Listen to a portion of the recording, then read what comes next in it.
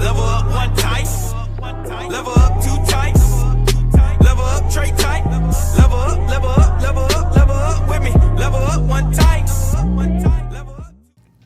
Welcome back to another installment of Think Tank. You all, we miss you, but we're happy to be back, and we got another great episode. And so do me a favor, go ahead, like, share, subscribe, tell your friends, tell your family that Think Tank is on. You do not want to miss this episode. I'm super excited about the discussion that we're about to have. But before we do that, we're going to introduce my great friends that are hanging out with us in Think Tank. And I'm going to start from my right to my left. All right. What's up, y'all? It's your girl, Samaria J. How y'all doing? Glad to be back. Oh, it's me, Roderick Jones. Good to see y'all again. And, hey, as you can know, Pastor Floyd, Trey Lee, super happy to have you all. So again, while you were watching, if you just started tuning in, like, share, subscribe, and tell somebody to come on in. Now, we are about to go a little bit deeper, you all. I think it's one of those times to have a true conversation around a topic that a lot of us have not really dived deep into. Like, I feel like this should be a class that we should have had while we was in school or something like that. But I gotta use this song to bring it on in for us real quick. I'm not sure if how many of you all are aware of H-Town. If you're aware of H-Town, go ahead and just drop it in the chat for me. You know where I'm about to go. There's this song, and it says words like this. It says, emotions make you what? Y'all gonna finish it for me? Cry sometimes. Emotions make you sad sometimes. Emotions make you glad sometimes. But most of all, they make you fall in love. Now, H-Town was having a conversation about the first time that they felt emotions. But we were sitting around here talking about a movie that had a deep dive into emotions. This movie is something that I truly believe everybody should watch. It's not just for kids. It's on Disney. The name of the movie is called Inside Out. Yeah. And now there are two versions of this movie. You have the first one, and then you have the second one. The second one is my favorite. Let me go ahead and say that. But Inside Out does a great job diving deep into emotions. I'm talking about joy, anxiety, anger, sadness. Every emotion that you could think of up into the adolescence age, they are being discussed. But let me ask real quick to my friends, what are your thoughts? What was a favorite scene from Inside Out that you can throw out there? And those of you that are watching, do me a favor. If you have a favorite scene or a favorite emotion from that movie, drop it in the chat for me. Go ahead and drop it in the chat. I know y'all seen it. Okay, I think my favorite one is the end of the second one, if I'm not mistaken. And it's when Joy tells Anxiety to let her go. Mighty God, I don't know what it is about that scene, but it is so good to me. I always joke about it, and I be like, "Oh, Joy told her loose her here." That was a very, very powerful moment for me, and I genuinely enjoyed that one scene. Yes, Mary gave y'all the King James version of that. Loose her here. Yeah, that was King James version. What about you, Trey? What was a favorite scene or what a favorite part of the movie for you? Well, I like two better, but I can't remember all of one, but if I think it's this one part where sadness and joy, like it kind of like merged, where there was a part where it wasn't just about joy, but it was about the unity of both joy and sadness that made her, like that core memory actually exist. So it's like you can't have just like one emotion or even just do away with any emotion. It's like you got to learn to blend them all because they have a purpose. Wow. And they have a utility. So I think that was probably mine. Yeah, for me, I mean, I'm gonna have to steal what Samaria said. Inside Out 2 was seeing that part where Joy tells Anxiety, you got to let her go. You can't control her. And for me personally, because I deal with anxiety, like I finally got into a place, like even going through therapy, that I've learned how to walk through my anxiousness, learning how to cope with it in a better way, having a healthy approach to it, because I believe in this world that we live in, anxiety will be there, but how do you approach it? And I feel like that's what today's conversation will look like for us. There's this thing called emotional intelligence. Emotional intelligence is decision making for emotions, and generally understood, it's the ability to perceive emotions, reason with emotions, understand emotions, but manage and regulate emotions. I think a lot of us nowadays, when it comes to our emotions, some of us don't know how to tap into them. You get what I'm saying? Mm-hmm. Like, we know the joy, we know the happy, we know all of the ones that we will put on the positive side. The ones that feel good. Right, the one that makes us feel Hello. good. But the ones, when it comes to the negative side, how do we approach those emotions? And the reason why I believe we need to discuss this conversation, why we need to have this conversation, is because I believe sometimes our emotions are what we work through when we're going through our faith journey, when we're going through our spiritual journey. As we're walking through our life, we don't know how to maneuver around when our situation is bad, or when we're feeling angry, when we're feeling frustrated, or here's the one that nobody want to talk about, when we're feeling envy or jealous about somebody. We don't know how to move through those emotions. And I truly believe the God that we serve, who gives us the emotions, is definitely putting us in a place where he wants us to walk through those emotions. And so I guess I kick the conversation off. How do we handle the negative side of the emotions, just as we do when it comes to approaching the ones that we consider positive? I think the definition that you gave helps us to walk through what that looks like, because it's the same process that you have for the I'll say not positive, because I don't think any emotion is intrinsically positive or negative. It has a feeling that produces what feels, positive or negative. But I think it's about perceiving the emotion, right? I got to recognize it. I got to allow its existence to be, and then it's the understanding, right? To know it, and so that means you got to sit with it a while. Like I can't just recognize that the emotion is here. But I have to be willing to be with it. And then it's the understanding, the management of it, right, which is one of the things that you said, because once you understand it and you know it, that don't mean you know how to and where to place it. And the utility of it, because all emotions have a utility. And then it's the use of it, all right, what's the action after I do it? I think it's somewhere in that good book where it says, be angry and do not sin. I think it's in Ephesians 4, if I'm not mistaken. But that's the one that I love to use as a reference, because it's like, have this emotion, but don't do anything stupid with it. Don't be don't be dumb. Don't with your emotions, because they're gonna with experiences come emotions. They are coupled. You don't get to have experiences and you don't not have emotions that are in that same setting. And so the goal is to understand, all right, well, what's the utility of this? Now that's difficult because you're feeling things at the same time. And there's also a part of like even therapy that you don't want to intellectualize the emotion. And I think that's one of the things, because I'm bad at that. Ooh, I get straight to solutions. Straight to just like, this is what it is. And then I have people in my life who just tell me to kind of like slow down, like just relax. Like my birthday was this past weekend, so the theme, appreciate it.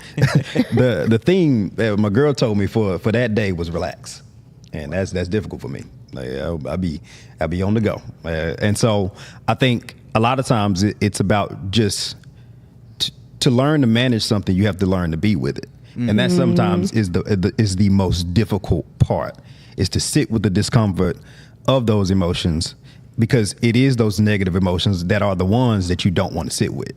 And that is something that I had to work on in my journey, because I am the queen of disassociation. Like, I will disassociate so fast.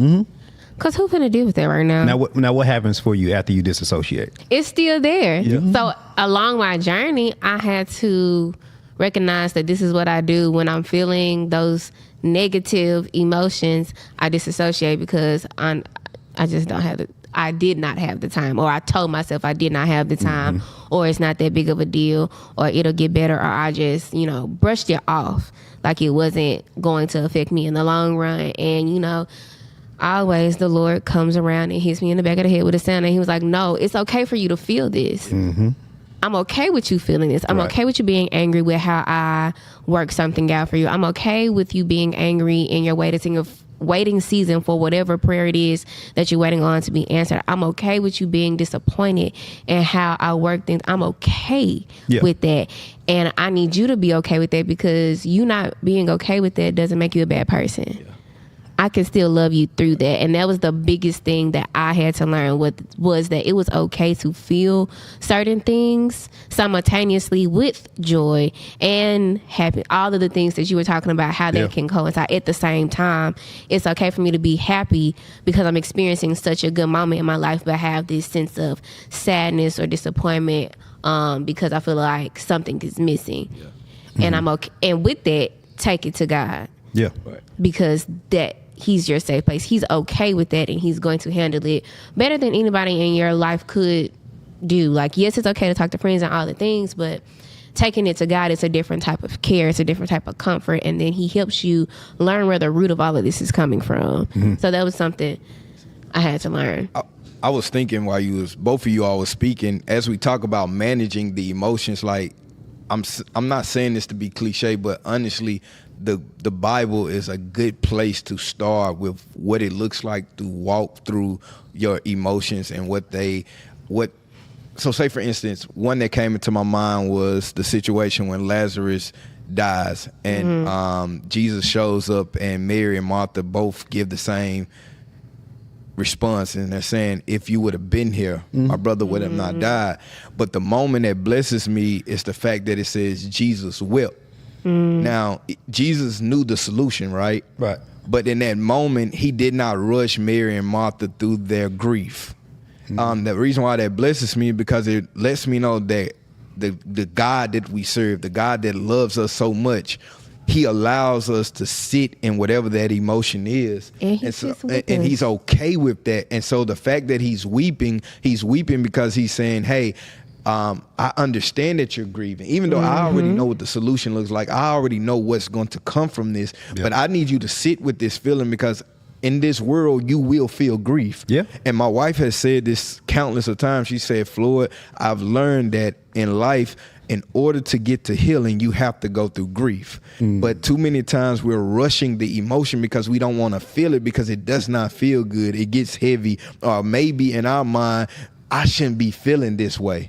But you just said it, like, God is also saying, no, I'm okay with you feeling that emotion, but how you manage, how you walk through that emotion, that's the part that we miss out on. That's the part where we mess up at. And if we avoid it, all we do is suppress it. You know, and it's still there. Because it's still there, and then it shows back up in a different form or in a different way. And now you're asking yourself, where did that come from? And it's always been there, because it's almost like the skeleton that you want to shove back in the closet. If I don't deal with it, if I don't walk through it, then I don't really got to talk about it. And so let me say this. Let's dive into one of the emotions that a lot of people don't discuss: jealousy. Like, why is that one the one that we all have felt, but that's the one we won't mention? So I want to go back to the grief, though. Okay. Because I feel like it was, because I'll give a personal experience. Recently just lost a very good friend of mine on the 22nd. And so working through my own, emotions 2 days before my birthday, where we were the same age. Wow. And so it was very difficult to adjust very swiftly to that. I was about to, cancel my little birthday plans. You just didn't feel like doing none of that, Yeah. And so, but I was just thinking, I was like, well, if I didn't have grief, then I would forget him, And so it's like maybe that's also one of the utilities of grief is your ability to remember. It's actually, I think it's Andrew Garfield who says his mom passed, and he said, I hope this grief stays with me, because it's all the unexpressed love and emotions and things that he had for her. And of course the memories and, things of that nature. And so as much as we want to get rid of grief, those, what feels like a negative emotion, it's like those most painful situations are also your most easy to recall situations as well. And so they point you in a direction that actually would be beneficial for you a lot of times. And so I think, for grief, I would say is like, if you lean into it, it gets a little bit easier to bear, and, over the course of time. Now, of course, it comes in waves. Yeah. Right. You don't just, it's not just like one wave and then you're okay. It's like, I'm good. Like, no, that's not how it works. One day you're good, the next minute you're not. And then the next day you're all right. And then it's like a week and you're not, so I think each time, you experience those type of emotions, you just gotta, I think of it as a muscle. And it's like the more that you train it and the more, I think it's, I forgot what pastor I was listening to. But it was a song. Can't remember his name. I'll think of it in a second. But essentially, he was like, "You're graced to be able to handle even the grief." Yeah. And so you don't learn to manage things until you handle them. Yeah. You can't. To your point, you have to go through it. Yeah. To figure it out, and you also probably figure out like what type of person you are. Right. When you're going through those type of things, it kind of shows you, like, all right, if I am jealous, how do I show up when I'm jealous? Like good. If I am grief stricken, does my grief stricken state make me bitter, resentful, and envious, towards other people who have things like, and if that is how you show up, then obviously those are things that probably aren't conducive they're not iterable. Like they don't have a longevity perspective. And so and they're not good for relationships. And so you have to unwound and untool that even during the process of like feeling them, which is a really difficult process, which is also why, the extension of emotional intelligence is not like a me thing. Like it's a community, it's an ecosystem, because also I think that our emotional intelligence is to some degree like our IQ. Yes. To some degree. It is to some degree based off of the environment, because if you, and this goes into all the different studies and how but the where you come from, and emotional intelligence actually can grow and it can develop and it can get smaller and worse, so those are also things you take into account too. So it's not just up here. Yeah. Dr. Dan Siegel is a psychiatrist. He has a definition of mind. He says that it's relational, it's embodied, it's emergent, and so your mind even is not solely here. And so your emotional intelligence may be also correlated to the things that you're connected to. Yeah. And so if you got somebody over here who just like, if Trey was over here just firing off all the time, when he angry, then what's the likelihood of me being the same? Yeah. Same type of person. Now, when he fire off, and now we just firing off. Because we all been connected all our lives. Because the mind forms that way. Yeah. And so do your emotions. And I think this is also why God is like, let this mind be in you that is also in Christ Jesus, right? And then like you're always renewing your mind, and you're always, being throughout sure. The day. You're right. What I'm connected to, what I'm ingesting. And it's something that you progressively learn, but you don't learn it from the outside.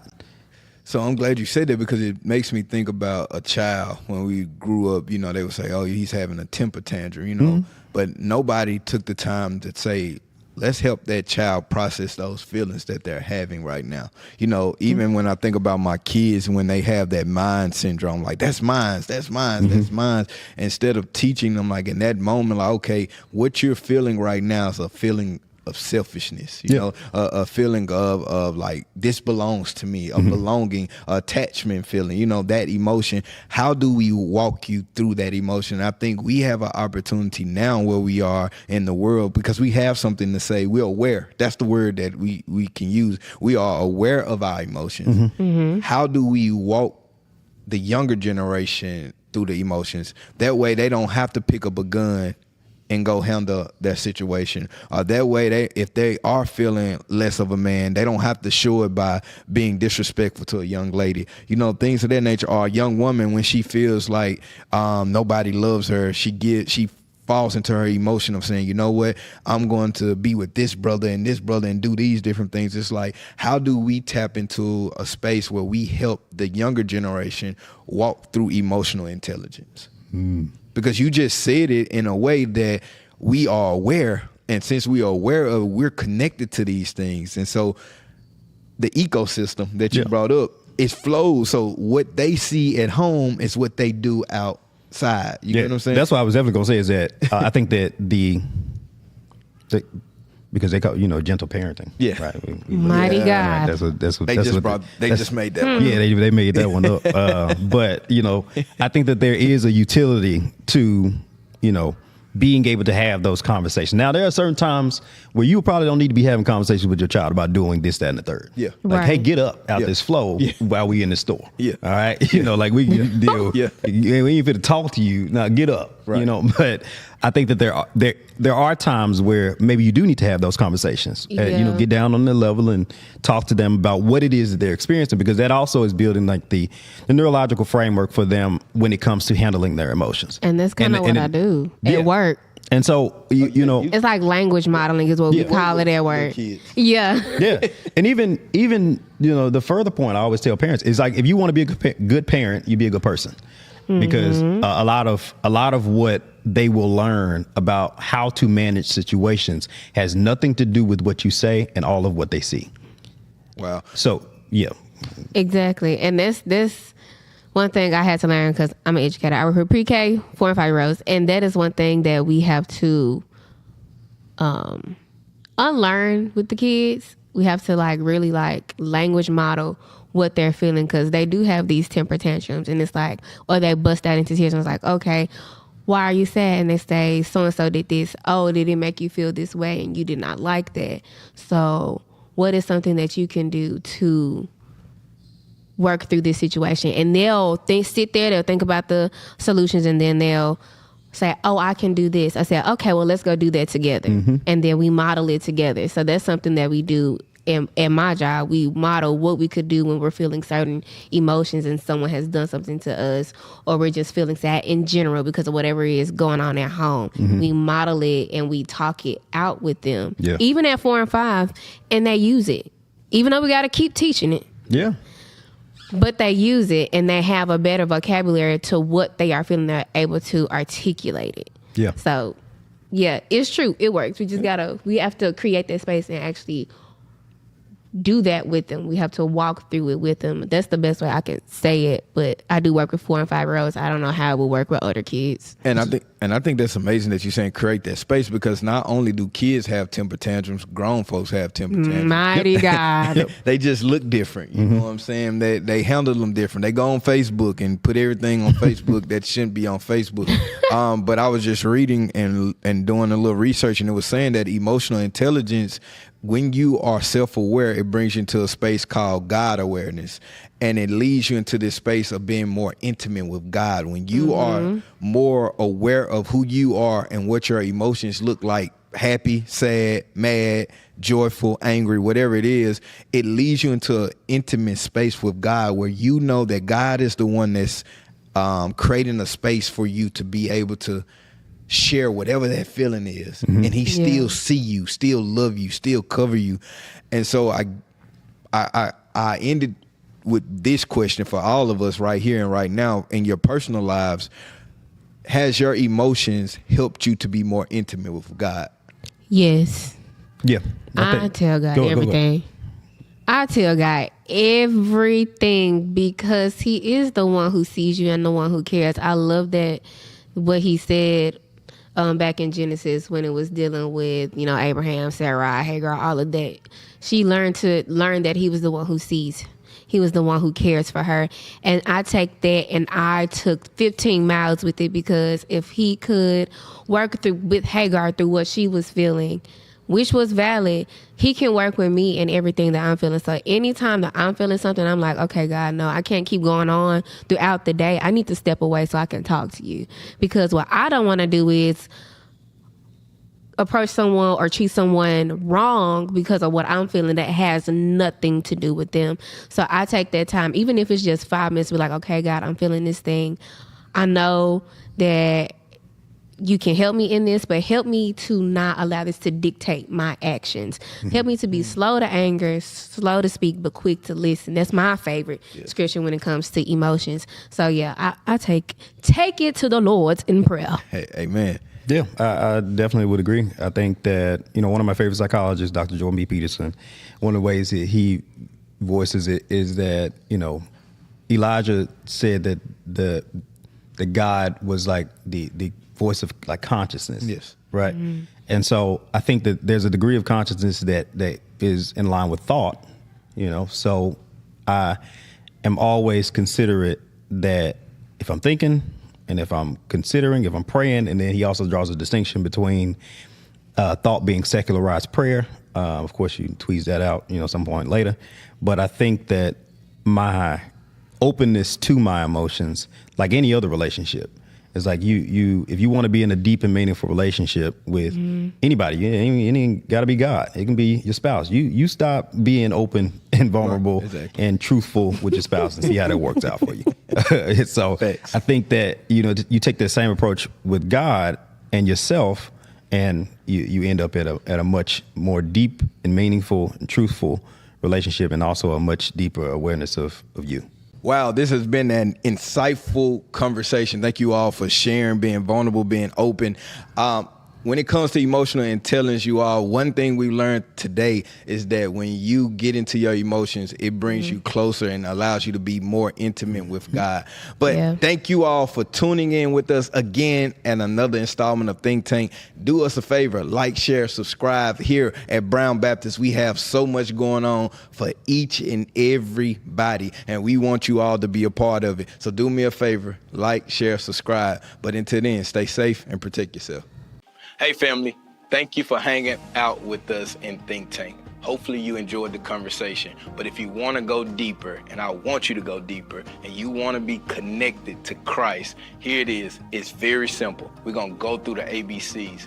A, accept that Jesus Christ is Lord.